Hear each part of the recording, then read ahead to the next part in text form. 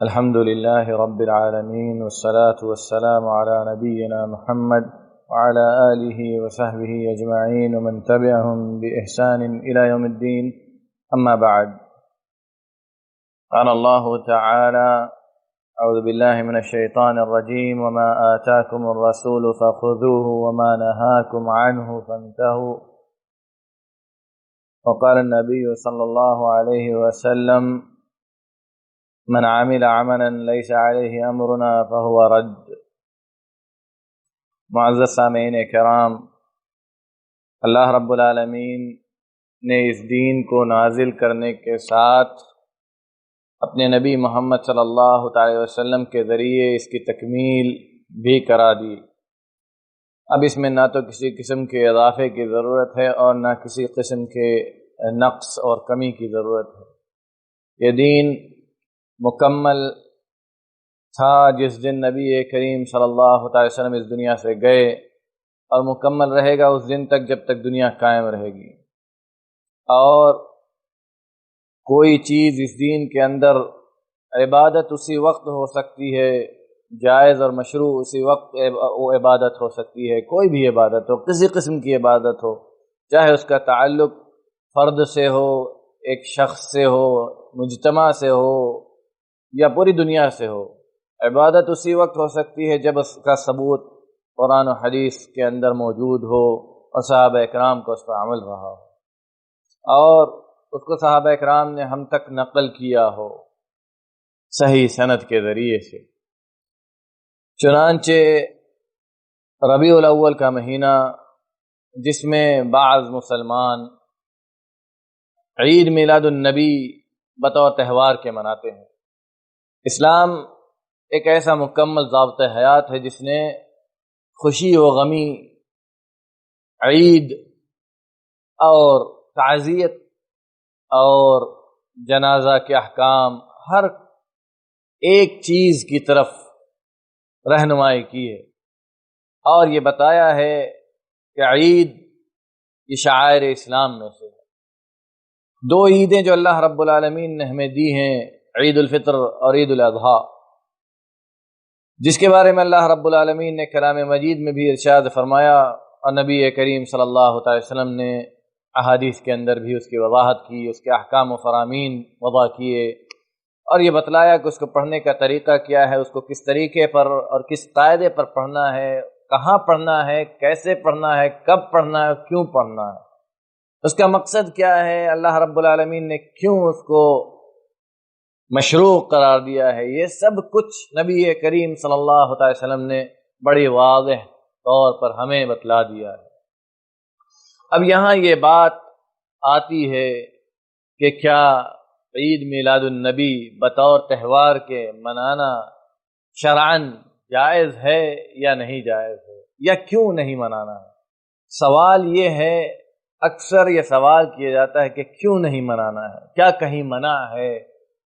کہ نبی کریم صلی اللہ علیہ وسلم نے کہیں منع کیا ہے، کیوں نہیں منانا ہے، یا کسی جگہ قرآن میں عید میلاد النبی منانے سے منع ہے؟ اگر نہیں ہے تو کیوں نہیں منا سکتے ہم عبادت سمجھ کے، خوشی سمجھ کے؟ تو اس سلسلے میں جس بات کو دھیان میں رکھنا ہے وہ یہ کہ عبادت اللہ رب العالمین نے جس چیز کو قرار دیا ہے، چاہے وہ قرآن کے ذریعے سے یا سنت نبویہ کے ذریعے سے، صحیح احادیث کے ذریعے سے یا قرآن کی آیت کے ذریعے سے، عبادت صرف وہی ہو سکتی ہے۔ عبادت کے اندر جو شریعت کا قاعدہ ہے، جو سارے مسلک کے اندر متفقہ ہے کہ عبادت یہ توقیفی ہے۔ عبادت کے اندر جو قاعدہ ہے وہ ہے نص، یعنی جس عبادت کے لیے اللہ کے نبی صلی اللہ علیہ وسلم سے صحیح حدیث یا قرآن کی آیت نہیں ہے اور صحابہ کا اس پر عمل نہیں رہا ہے، تو اس کو کرنا عبادت ہرگز نہیں ہو سکتا۔ عبادت اگر کچھ کام بطور عبادت کے نبی کریم صلی اللہ علیہ وسلم نے کیا اور صحابہ اکرام نے اس پر عمل نہیں کیا،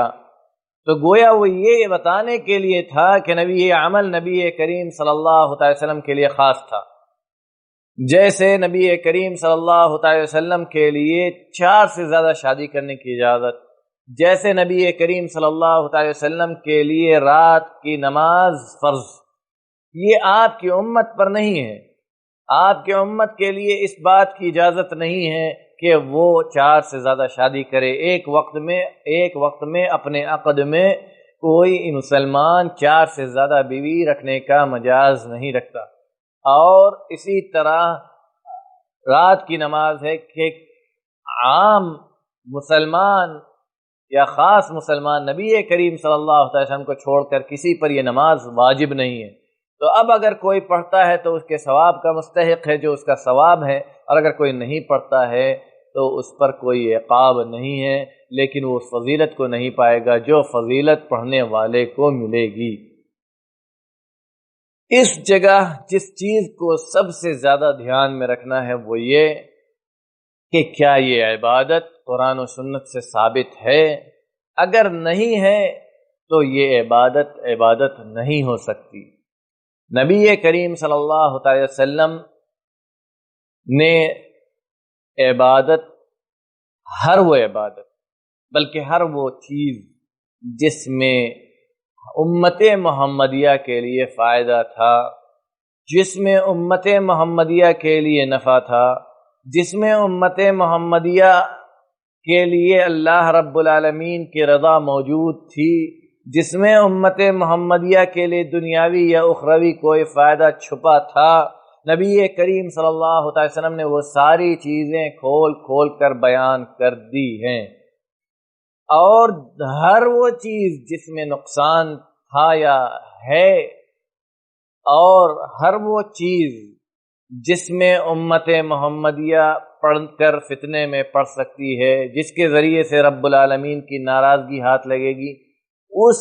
چیز سے نبی کریم صلی اللہ علیہ وسلم نے منع کر دیا ہے۔ اب وہ منع چاہے قرآن میں ہو چاہے حدیث صحیحہ کے اندر، وہ چیز منع ہے۔ اب ایک بات یہاں یہ آتی ہے کہ کیا نبی کریم صلی اللہ علیہ وسلم نے منع کیا ہے؟ نبی کریم صلی اللہ علیہ وسلم نے، اگر ہم منع کی طرف جاتے ہیں تو ہمارے لیے بہت بڑا وبال کھڑا ہو جائے گا، کیونکہ نبی کریم صلی اللہ علیہ وسلم نے عبادت میں جو چیز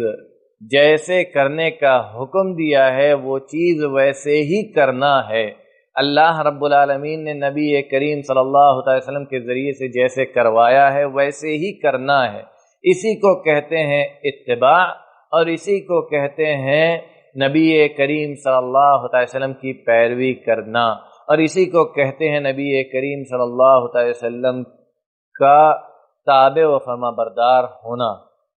اب اگر یہ کام مشروع ہوتا تو نبی کریم صلی اللہ علیہ وسلم پیدا ہونے کے بعد نبوت ملنے تک 40 سال 40 مرتبہ آپ کی زندگی میں آیا آپ کا یوم پیدائش۔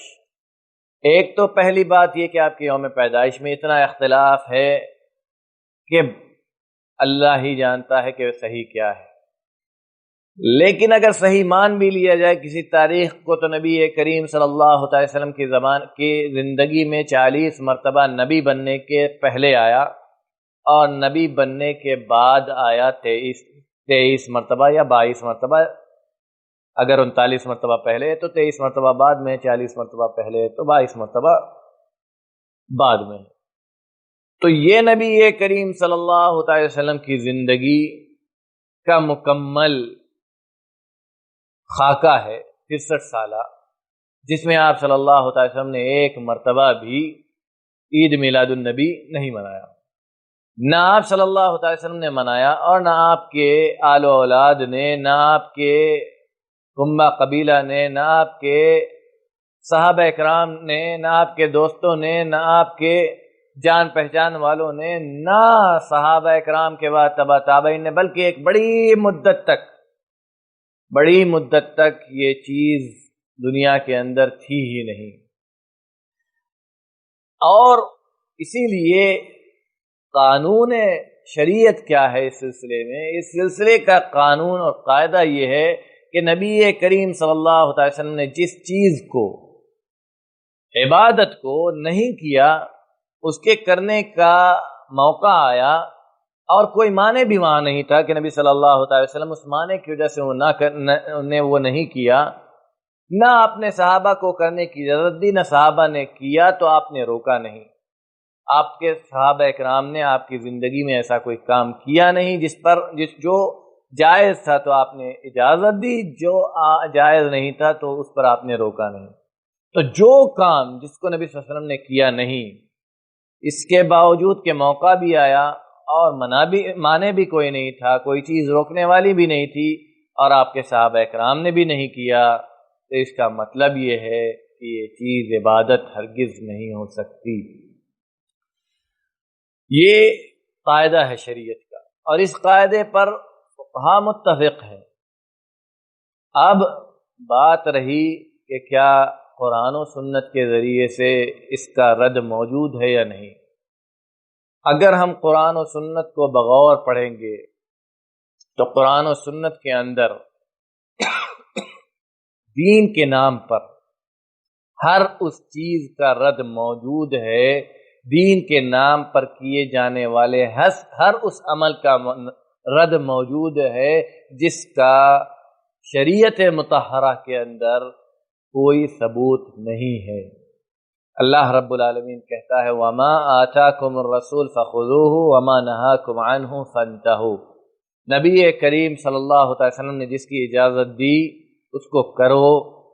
اور جس سے روک دیا اس سے رک جاؤ۔ جو نبی تمہیں دیں وہ لے لو،